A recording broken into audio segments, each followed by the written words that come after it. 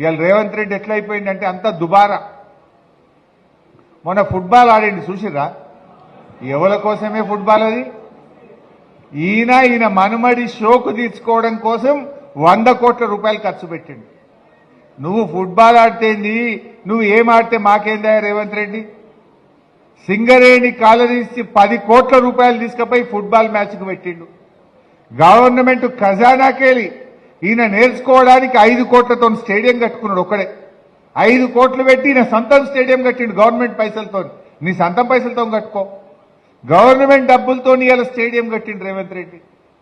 CSR నిధులు 100 కోట్ల రూపాయలు ఖరాబ్ చేసిండు. అరే గా సింగరేణి 10 కోట్లుంటే ఆనాడు కేసీఆర్ ఏం చేసిండు? సింగరేణి సిఎస్ఆర్ డబ్బులను స్కూళ్లు కట్టించిండు, రోడ్లు వేపించిండు, మెడికల్ కాలేజీ పెట్టించిండు కేసీఆర్. రేవంత్ రెడ్డి ఏం చేస్తుండు? సింగరేణి డబ్బులు తీసుకుపోయి నేను నా మన్మడు ఫుట్బాల్ ఆడటం మీరంతా చూడుండ్రి అంటాడు. నీ మన్మడు నువ్వు సొంతం పైసలతో ఆడుకో, ఎవడద్దంటుండు? నువ్వు గవర్నమెంట్ సొమ్ముతోని ఫుట్బాల్ ఎట్లా ఆడతావు?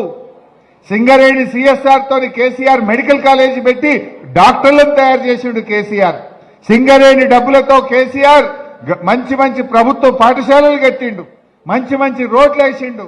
కానీ రేవంత్ రెడ్డి ఏమో ఆయన షోకులు తీర్చుకుంటుండు. మీరు గమనించి